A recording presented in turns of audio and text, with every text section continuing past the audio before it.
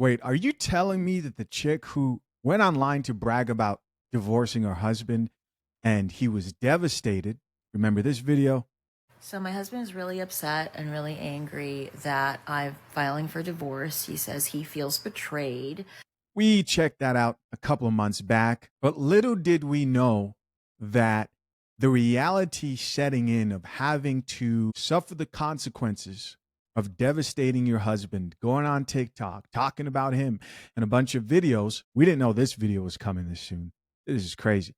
I have so many regrets about being a stay-at-home mom, especially now that I'm going through this divorce from my husband. But the one of the most heart-wrenching regrets about it is how me being a stay-at-home mom and turning over the responsibility for my basic needs, housing, clothing, food, the things that a human being needs to survive, turning that over to another adult and trusting that person to basically take care of me in this way.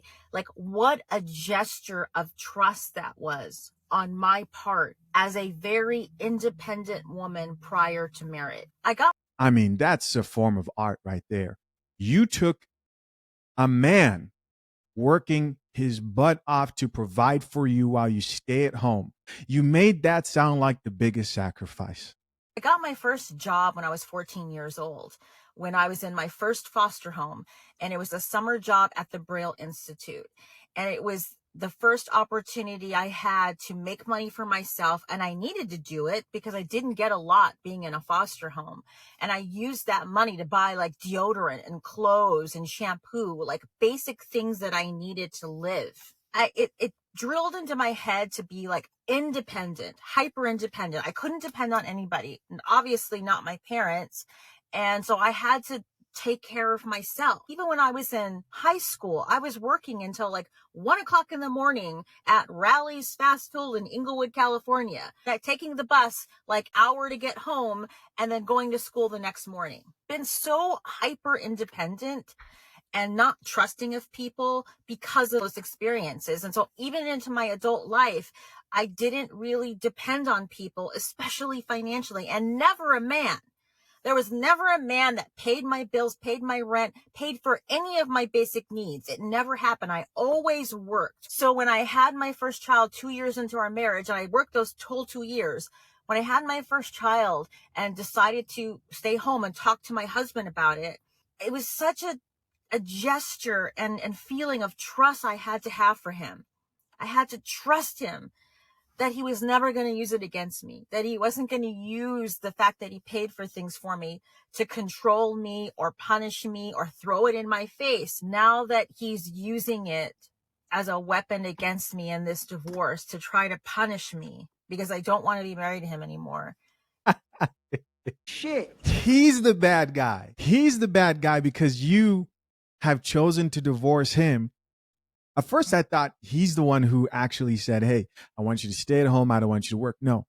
Guys, you guys see how women can take an experience that went one way and they can tell a story and position themselves as the hero. And he's this guy who she is allowing him to take care of. Props to her that now he has to work day and night to provide for her. I get there's a space for this conversation. Like I get the whole, okay, you have to trust that your husband's got you, but this is not that. It's not. It's not that. This woman, and I've seen her a couple of times. I believe, just did one video reacting to her divorce, but she's been talking about divorcing her husband and celebrating it over and over and over again, all over TikTok. She's made a career out of it, much like a lot of these chicks like to do after they leave a marriage. And she's upset because he doesn't want to probably continue to take care of her. Part of me wonders if he may have some type of a prenuptial agreement set up. This is also why I think people should really sit down and think long and hard before they just decide like the ideal dynamic within their household for people who value marriage should be a stay-at-home mom. Right. You have to think long and hard about that type of a dynamic. But to convince yourself that you staying at home is harder than that man providing for the whole family is simply ludicrous.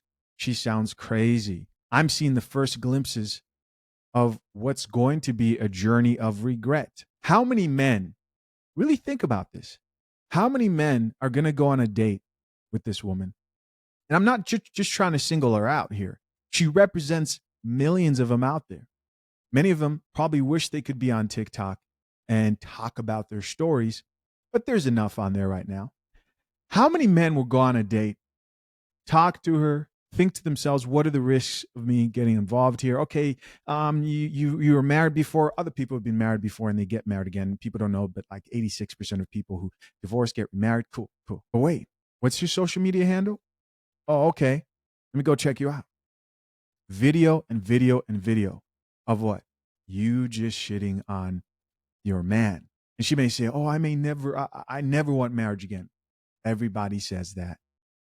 Most people who value marriage, they are a type of person who found that thing valuable in their life. Now, she may not actually want that, but chances are she will. The data points to she will. And most men who stumble on her content will just X out the possibility of a relationship just based on everything that they see. Let's read a few of these comments. Okay, so the top comment here says, I expressed these concerns to my husband. And so she was also in the same place. And it sounds like she's still married. He said he was in it for life. He purchased a home for me. He has no right to it till I die. Cars. Okay, so also got her a couple of cars. He deposits money into my separate savings account in my name, she says. Joint account, basically access to everything we have. I spend/save as I please.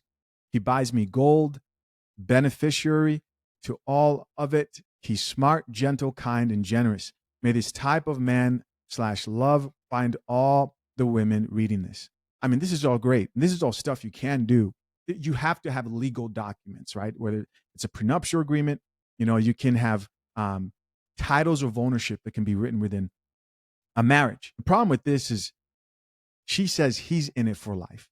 Is she? Hopefully she is. And usually they'll share this without actually encouraging the women to be the type of women who a man is willing to do all that for. Somebody else, she says, I tell my daughter a man is not a plan. Here's somebody else that says, I really don't understand why women continue to put themselves into these situations. Final comment here we're going to read says, if you rely on another person to feed you, they can also starve you. Watching my mom struggle. Listen, an easy way to make sure assets are properly divided so that there's no confusion and you limit the cost of paying out attorneys if you're somebody who values marriage is to get a prenuptial agreement. If you don't know where to start and you're currently engaged, fathershaverights.com has a complete guide showing you how.